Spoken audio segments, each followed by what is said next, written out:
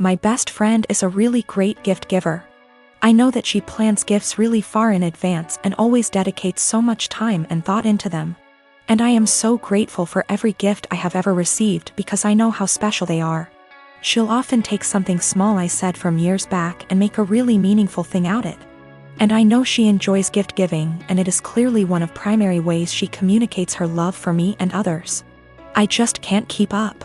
I've never been a really good gift giver. I often really struggle with forming ideas for upcoming celebrations, and until I'm really under the pump, I come up empty-handed until I find something just all right, or I repeat a similar shtick of reasons why I value you, presents. This just means that I feel so much stress every time I have to celebrate her birthday and Christmas. Especially because I would have received something completely out of this world. I really just feel like my gifts pale in comparison. It's getting to this stage where we've been exchanging presents for 8 years, and I'm honestly just starting to feel like I'm running out of steam to keep up and continue thinking of other ideas. It is also hard because I'm neither here nor there when it comes to receiving gifts. I can recognize the hard work and love, but I don't need to receive gifts to know that I'm loved. And so I worry that I don't reciprocate my love well enough because my presents never feel at her level. I want to express to her my gratitude for her gifts, but ask that we just stick to one a year, on birthdays. Because Christmas and the occasional Valentine's Day is too much for me. I have been able to move away from gift giving with other friends by just casually mentioning it or just mutually ceasing present exchanges, and we now opt for spending time with each other, something I love. I just don't know if this would be really insensitive or soul-crushing because it's not about her or how good of a friend she is, but really about my insecurity and my differing ways of communicating love. I'm a 19-year-old F with 6 older siblings. My parents spent most of my childhood spending money they didn't have on my siblings, so by the time I hit my teenage years, I realized I was probably going to have to fend for myself financially when I turn 18. I started babysitting and doing odd jobs around my neighborhood when I was 14, and eventually got part-time jobs during the school year. By the time I was 16, I was working 3 jobs in the summer and 2 in addition to school. When my parents told me they couldn't pay for college, I'd already earned enough, along with scholarships, to be able to put myself through college and have plenty left over. I've continued to work during the school year, and have been able to make money during quarantine by tutoring online. The issue began a few months ago when my eldest sister got married. My parents spent 30 grand on her wedding, taking out a second mortgage to do so. To make matters worse, my dad was furloughed 6 days after the wedding. They'd effectively dug themselves into a hole they couldn't get out of. 2 weeks ago, my mom texted me for the first time since the wedding. She didn't say hi, ask how I was, or make any small talk. She just said, "Your dad and I need a favor. When can we call you?" I'd expected this. None of my elder siblings are doing well financially, and they've exhausted all other loan options, both from family and the bank. I figured they would text me, ask me to loan them a few thousand, and promise to pay it back when they could figure things out. I was absolutely willing to pitch in a few thousand, and had even considered giving them some of my tutoring jobs so they could make some extra cash. I was not, however, expecting them to demand I give them all the money, close to $40,000. I'd made from the ages of 14 to 18. The exact statement my mom had made was, "You made that money under our roof. We were the ones who allowed you to work, so you only have it because of us anyway. We bought you food and clothes for 18 years. That money is only a fraction of what you owe us," and so on. I said that food, clothes, and shelter were the very minimum. It's what they signed up for when they chose to become parents. I didn't ask for any of it, etc. They responded by telling me that if it wasn't for them, I wouldn't have the life I have today. I said they were being ridiculous, and hung up. Since that day, both, along with 2 of my siblings, have continuously hounded me about giving them what is rightfully theirs. My siblings, who have never been asked to give them money, are still professing that it's my job as their kid to take care of them. I told them they wouldn't see a cent of my hard-earned money, and have no right to make such a request. I'm torn.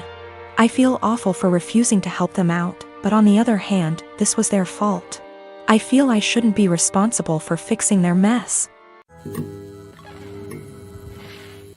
I don't want to go into tons of details. You need to know that for the last 7 years I have not been at home. And during this time my 2 brothers and sisters were still living there. While I was at home, our stepfather abused us mentally and physically. We lived in crappy houses that were covered in real garbage, including animal feces, absolutely everywhere. I haven't heard from my little sister since May. I'm pretty sure she was told to cut contact with all of us. We are her older siblings. My second sister, after my younger sister, is overweight and has spinal problems and has to diet and see a specialist she is not taken to. I told the social worker that I wanted to check on them because they were in a sorry state and because I'm not sure if there is still any physical or psychological abuse going on in the house. This genuinely worries me. I told them what happened to us, hitting walls, throwing things at us, swearing, belittling our character, etc.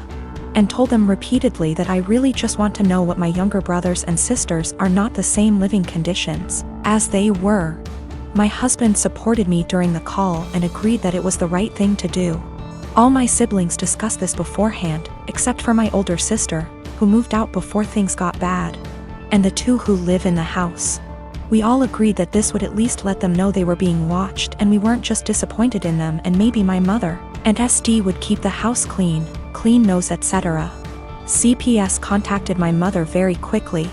Much faster than I expected. I mean within 3 hours.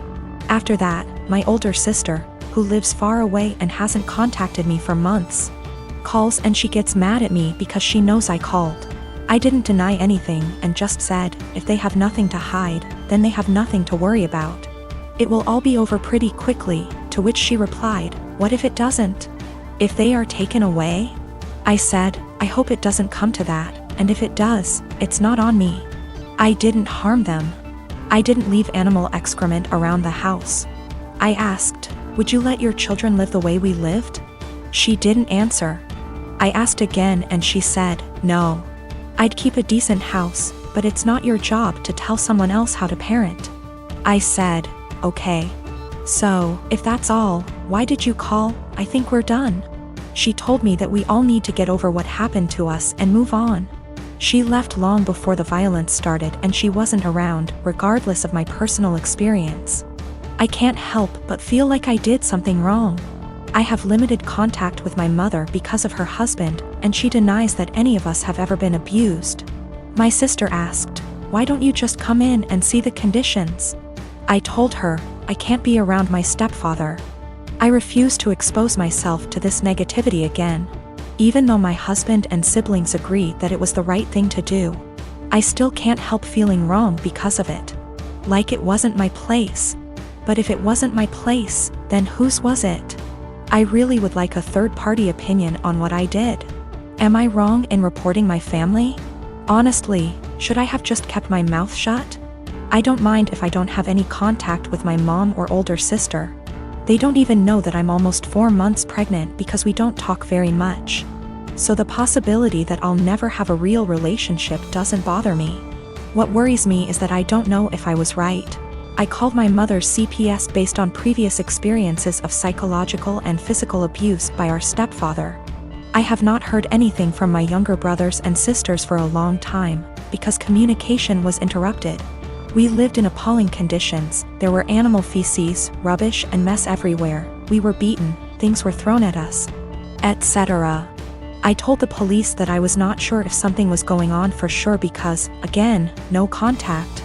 But I wanted them to check on my siblings. Was I completely out of sorts? Been with Stephanie for a little over 3 years. More or less relationship is good. She tends to be way overdramatic when we fight, which isn't often. But I can usually talk her down and things work out. When Stephanie and I first started dating, she mentioned a few times in kind of a mysterious, I thought it was attention seeking. Still do, way that she had some kind of mental illness or mental health struggle.